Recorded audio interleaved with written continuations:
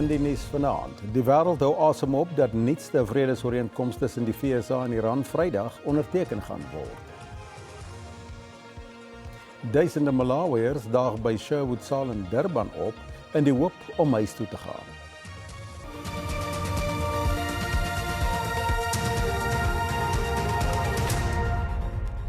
Goeienaand en welkom by die nuus in Afrikaans.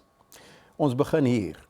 Terwyl die wêreld 'n sig van verligting slaak dat die VSA en Iran uiteindelik 'n werklike ooreenkoms bereik het om die konflik in die Midde-Ooste te beëindig, het Israel dit duidelik gestel dat hy nie deel daarvan is nie. Volgens die voorlopige vredesooreenkoms wat deur Pakistan bemiddel is, het die VSA en Iran ingestem om onmiddellik alle veilighede te staak of vyandighede te staak en die staat van Hormuz oop te stel. Nou dit sluit egter die besluit vir die toekoms van Iran se kernprogram nie in nie en verdere onderhandeling sal nog oor die kwessie gevoer word. Die ooreenkoms wat vroeg vanoggend deur Pakistan se eerste minister Shehbaz Sharif aangekondig is, volg amper 4 maande nadat Amerika en Israel amptelik met hulle oorlog teen Iran begin het. 'n Memorandum van verstandhouding sal Vrydag in Switserland onderteken word, waar volgens militêre optrede gestaak word, insluitend in Libanon. Sedert April was daar sowat 40 aankondigings van Amerika se president Donald Trump dat die oorlog amper verby is en 'n ooreenkoms bereik is, waarna hy dit telkens weer ontken het. Trump het die oorwinning op sy sosiale media platform Truth Social met groot fanfare aangekondig. Volgens hom is hy die eerste Amerikaanse president nog wat werklike vrede met Iran kon bewerkstellig. Iranse president Masoud Pezeshkian het bevestig dat sy land se nasionale veiligheidsraad planne goedgekeur het vir verdere onderhandelings met die VSA oor die volgende 60 dae om oor 'n finale ooreenkoms te besluit. Iran verwag dat Amerika minstens die helfte van sy bevriesde bates ten bedrae van sowat $24 miljard vrystel voordat die finale samesprekings begin. Die Amerikaanse adjunkpresident J.D. Vance het die voorlopige ooreenkoms geloof as 'n groot oomblik vir die VSA. This is the immediate opening of the Straits of Hormuz and, of course, the lifting of the naval blockade that we've had on Iran along with it. The number 2 thing that it means is that Iran will never have a nuclear weapon, and not just pursue a nuclear weapon, but procure or try to buy a nuclear weapon as well. That's built into this agreement. Die ooreenkoms is wyd verwelkom in Brittanje, Europa, die Midde-Ooste, China en Japan. This is a hugely significant moment. We have long called for de-escalation, and it is vital that all parties seize this opportunity to secure stability in the region and restore freedom of navigation in the Strait of Hormuz. So whilst we want to see the conflict end, and we hope that that has occurred, we also want to be very conscious of the fact that that doesn't mean that everything returns to normal in just a day or indeed a week or even a month. It will be at a minimum many months before things return to normal. I welcome the announcement that the United States and Iran have agreed on a peace deal that provides for an immediate and permanent ceasefire, the reopening of the Strait of Hormuz, and a framework for further negotiations. Die Franse president Emmanuel Macron, die eerste minister van Qatar, die president van die Europese Kommissie Ursula von der Leyen en die regerings van Japan en China was onder die ander leiers wat hulle tevredenheid uitgespreek het oor die vordering wat gemaak is. Israel het dit egter baie duidelik gestel dat hy nie deel is van die ooreenkoms tussen Iran en die VSA nie en sê hy gaan nie sy soldate aan Libanon, Gaza en Sirië onttrek nie. Die Israeliese regering sê hy was nie deel van die onderhandelings oor die ooreenkoms nie en dat dit nie enige van die doelwitte bereik het wat voor die oorlog gestel is om die Iranse regime te beëindig nie. In 'n boodskap op sosiale media sê die Israeliese minister van Veiligheid Ben Gvir dat die land nie onderwerp is aan Amerika se besluite nie en dat sy plig die veiligheid van die land se burgers is en dat hy sal voortgaan met sy aanvalle in Libanon om Hezbollah uit te wis. Die olieprys het tot sy laagste vlak in 3 maande gedaal na die aankondiging van 'n voorlopige vredesooreenkoms. Ontleeders sê egter dat die prys steeds ongeveer 1/3 hoër is as voor die Iran-oorlog en die gevolglike ontwrigting in internasionale olievervoerroetes. Brent-olie het meer as 4% laer verhandel vandag. Kenners waarsku egter dat dit maande kan neem voordat oliemarkte die ontwrigting van voorraadtekorte afskud. Na die oopstelling van die straat van Hormuz gaan olietankeskepe weke neem om hulle bestemmings te bereik. Wekelange vertragings moet ook ingereken word voordat olieaanlegte wat gesluit is, weer funksioneel is. By the time they have all wells restarted, the facility restarted, ships leaving the area, etc., it's still going to take some time for those ships to reach their destinations, and there'll be a bit of a gap between that time and when, it goes, and when there's going to be a shortage out there. Also, many countries in the world, including the US and Japan, etc., have been using their reserves. That means the stockpiles of petroleum. Those reserves, the numbers are quite high in terms of how much they have. But technically, it's more difficult to basically extract a lot of the stuff very quickly, like they've been doing over the last few months. 'n meer positiewe handelsomgewing bied 'n hupstoot aan ontluikende markte en die rand het sterker verhandel teen die Amerikaanse dollar. Heropening van olievervoerroetes kan ook verligting bring vir boere met goedkoper brandstof en kunsmis. If you look at the Middle East now overall, not only just the countries that were affected by the war, that region accounts for about 8% of South Africa's agricultural exports. That in 2025 was around 1.3 billion US dollars of products. It's a range of fruits, red meat, and some grain that we export in that region. And I think that over time, as the logistics normalizes, that will help us. Terwyl onderhandelinge voortgaan en 'n vredesplan nog nie gefinaliseer is nie, sal markte op hulle hoede bly en die kat uit die boom kyk. Die betrokkenheid van kinders en die jeug by bendebedrywighede is steeds een van die grootste maatskaplike uitdagings waarmee Suid-Afrika worstel. 'n Kwessie wat slegs doeltreffend aangespreek kan word met 'n holistiese benadering. Talle jong kinders het reeds vanjaar tydens die verslepende bendegeweld op die Kaapse vlakte in Kruisvuur gesterf. Teenmisdaadaktiviste sê dit is uiters kommerwekkend dat kinders steeds ingelyf en gewerf word tot die bende subkultuur. Die land se hoë jeugwerkloosheidssyfer en leerlinge wat nie skool voltooi nie, maak kinders kwesbaar om by bendes, georganiseerde misdaad en onwettige bedrywighede betrokke te raak. Ons voorstel dat die oplossing tot baie van die bendegeweld kan ons verminder as ons meer jong mense in die skole hou vir langer. Op die oomblik het ons 'n baie hoë drop-out rate. Die Weskaap is 30% van leerders wat graad A begin, maak dit nie tot by graad 12 nie. Van die jong mense wat in aanhouding is, 65% van daai jong mense in aanhouding op die oomblik het die skool verlaat tussen graad 9 en graad 11. So dit is presies waar die probleem lê. En as ons aandag aan daai cohort gee, dan gaan ons 'n verskil kan sien in bendegeweld 5 jaar vanaf. En dit is waarom dit belangrik is dat ons nou die nodige intervensies doen. En daai intervensies is vroeë identifikasie van youth at risk. Vir te veel jong mense is dit selfs 'n uitdaging om veilig by die skool uit te kom, midde dodelike gebiedsoorloë. Die afgelope paar dae het 'n 15-jarige meisie van Atlantis gesterf in Bende Kruisvuur. In Leonsdale, Alsesrivier, het 'n 13-jarige seun gesterf. Kinders wat in Wesbank in Telf woon, het aan die SAIK gesê hulle lewe in vrees dat hulle dalk die volgende slagoffer van bendegeweld sal word. The stuff you experience here is shooting every day, boys standing on the corners, on the shops, on the stoops, busy smoking dacha and cigarettes and stuff. That's something we don't want to do in life. To show the people in the community we can do what we want to make the other young kids, we want to love them up and we want to make the community a better place.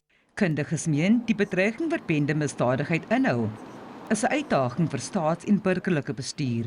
Just in terms of community governance, what I've seen worked is where we have strong community structures and the experiences explained by the previous speakers, it does crowd out in the space where they are in control, the gang influence in that particular area. Vanessa Puna, SAIK nuus, Kaapstad. Ons het nog nuus in Afrikaans, net hierna, sien jou nou.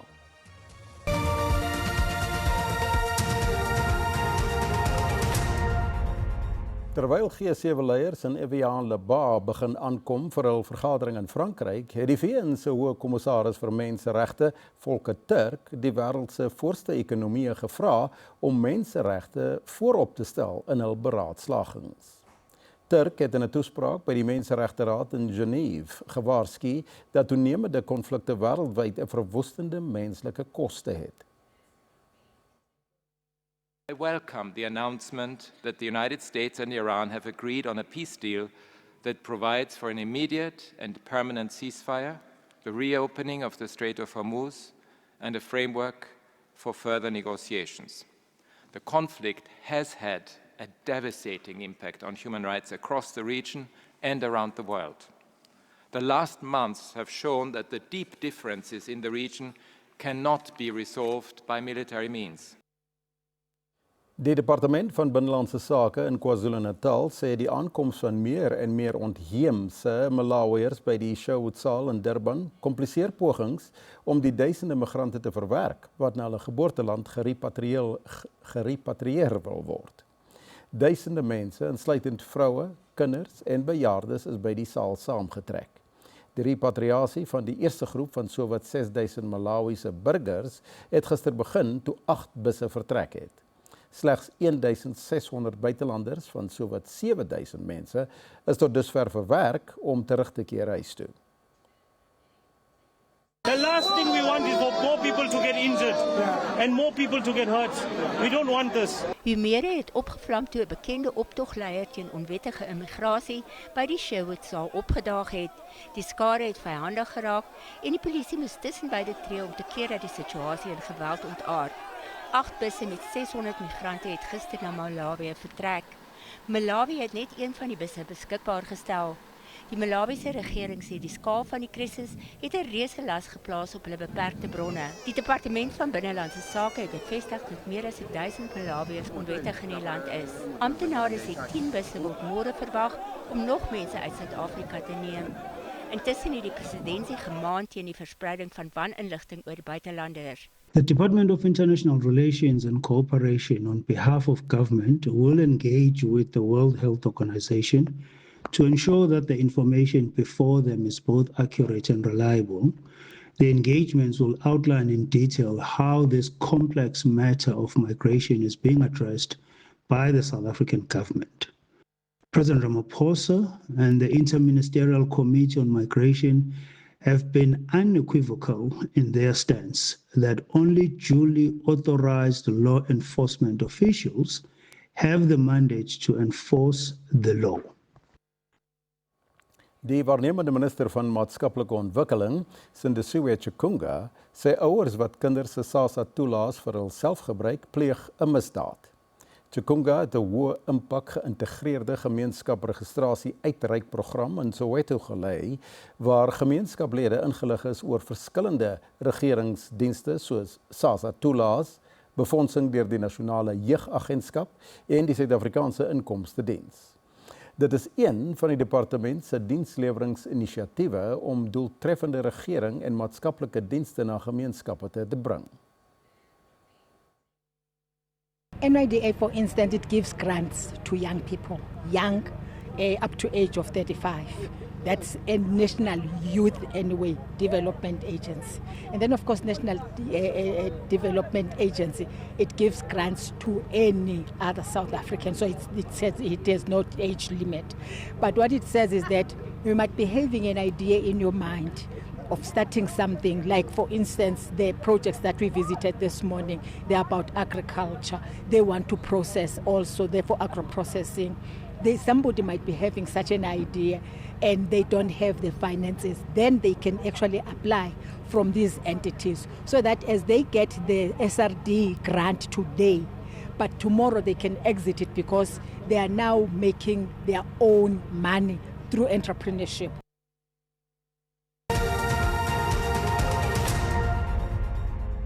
Kom ons kyk nou na die markaanwysers soos om 5:00 vanmiddag met die sluiting van die JSE.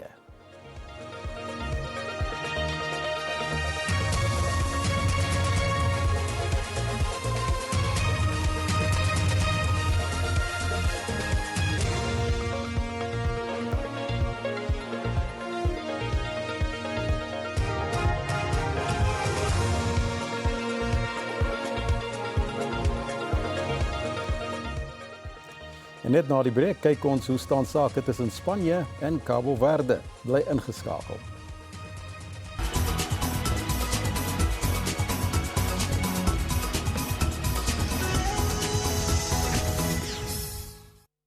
Bafana weet, hy moet groot verbetering toon om mededingend in die 2026 FIFA Wêreldbeker toernooi te wees. Tydens 'n media sessie het die spanlede gesê hulle glo die span is oorgehaal om beter te vaar. Die Bafana doelwagter, Ricardo Goss, sê hulle nuwe doelwit is om goed voor te berei vir die volgende 2 groepwedstryde. I think now we can just learn from the previous game and just take the lessons to the next game against Czechia. And like you say, it's now what's under the bridge. I think in a game of football, you lose, you draw, you win. This is a loss. We're not used to losing. So yeah, but I think it's lessons learned and you go on to the next one and try to get all the points. Ondanks die nederlaag teen Mexico, sê die 22-jarige Tapelo Maseko, wat 'n beroepsspeler vir AEL Limassol in Cyprus is, die spelers het reeds besin oor hul spel in die openingswedstryd. Hy meen daar is goeie kwaliteitspelers in die span wat onder druk kan presteer. If there's anyone doubting and second guessing this team, they must think again. Because we went to the AFCON in 2023 in extreme conditions, very, very extreme conditions, and we lost the first game, but we were able to pick ourselves up and show up and find at the last point we had the medal, the bronze medal. Bafana kom donderdag teen Tsjechië te staan, wat 41ste in die wêreld is, en op volgende donderdag teen Suid-Korea, wat 25ste op die wêreldranglys is. Die tweede gekeerde en heersende Europese kampioene, Spanje, sê Cabo Verde tans die stryd aan in die eerste groep H-wedstryd by die 2026 FIFA Wêreldbeker toernooi in Atlanta. Cabo Verde, algemeen bekend as die Kaap Verde, sal alles in die stryd moet werp teen een van die spanne wat as die gunstelinge gesien word. Die wedstryd is tans in halftyd met geen doele wat aangeteken is nie.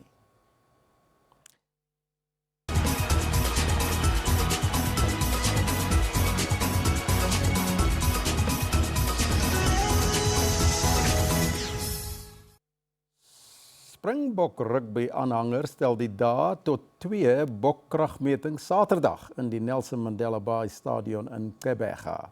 Die bokke pak die Barbarians terwyl Suid-Afrika A te staan kom teen Zimbabwe.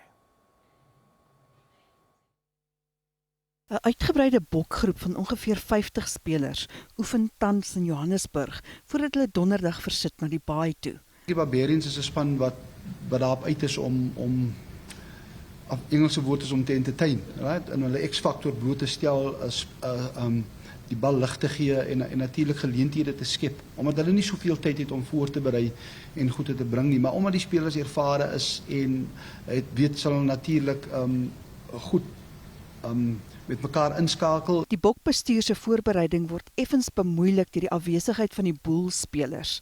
Die Pretoriaaners sê Leinster Vrydag aand in Dublin die stryd aan in die eindstryd van die Verenigde Rugby Kampioenskap. Die Eerste Nasies Kampioenskap begin volgende maand en David sê Saterdag is 'n goeie geleentheid vir spelers om te beïndruk.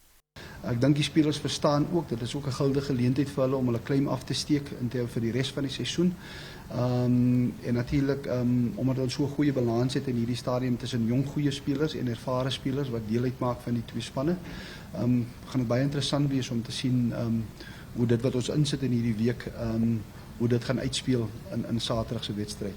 Nuwe lede van die bokgroep, soos die Stormers flankpil de Villiers, is opgewonde oor die moontlikheid om Suid-Afrika te verteenwoordig. Die gees wat geskep word onder die spelers en die afrigters hier, is regtig iets van 'n hoë standaard, wat ons nuwelinge, as jy dit so wil stel, dat tuis voel. Ek het vroeër genoem hoe hulle ons uithelp, hoe hulle ons help leer.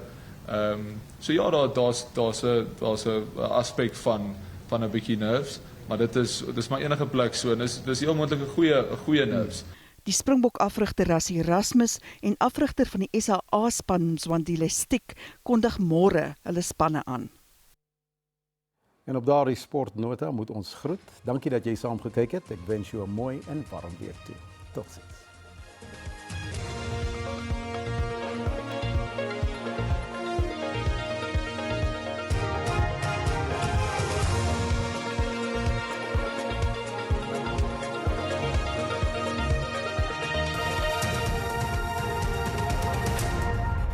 Dis tyd vir weer goeienaand, hartlik welkom vandag 'n 30% kans vir reën in die Noord-Kaap, langs die kus van KwaZulu-Natal en dan ook langs die Suidkus. Vir môre steeds 'n 30% kans vir reën in die Noord-Kaap, sien ook 'n 30% kans vir reën in dele van die Oos-Kaap en dan steeds langs die kus van KwaZulu-Natal. Andersins bewolkte toestande in die res van die land. Kom ons kyk nou na ons minimum maksimum temperature in Gauteng, Pretoria minimum van 7 en dan Johannesburg het 'n minimum van 6 en 'n maksimum van 17. Ons volgende provinsie is Limpopo. In Limpopo, Messina maksimum van 27, Lephalale 624 en dan Mokopane 'n minimum van 5 en 'n maksimum van 24. Mpumalanga sonnig in die provinsie, Metskhekuza wat 'n maksimum van 25 bereik, Mbombela 1120 en dan Imalahleni en Carolina albei 'n minimum van 7 en 'n maksimum van 19. KwaZulu-Natal, Richards Bay en Durban het albei 'n minimum van 17. In die Oos-Kaap 30% kans vir reën word verwag in die provinsie. Komane 416, KwaNodjoli 'n maksimum van 16 en dan Mthatha het 'n minimum van 8 en 'n maksimum van 17. In die Wes-Kaap, Klein Willem 821, Kaapstad 'n maksimum van 17 en dan Mossel Bay 1018. In die Noord-Kaap ook 'n 30% kans vir reën word verwag in die provinsie. Appington 824, Carnarvon 'n minimum van 6 en Springbok 'n minimum van 8 en 'n maksimum van 19. Vrystaat, Botawil maksimum van 20, Welkom en Kroonstad albei 621. Ten slotte Noordwes, Rustenburg 821 en dan Mahikeng het dan 'n minimum van 7 en 'n maksimum van 22. Dit is dan al van my en die weerdiens. 'n rustige aand verder.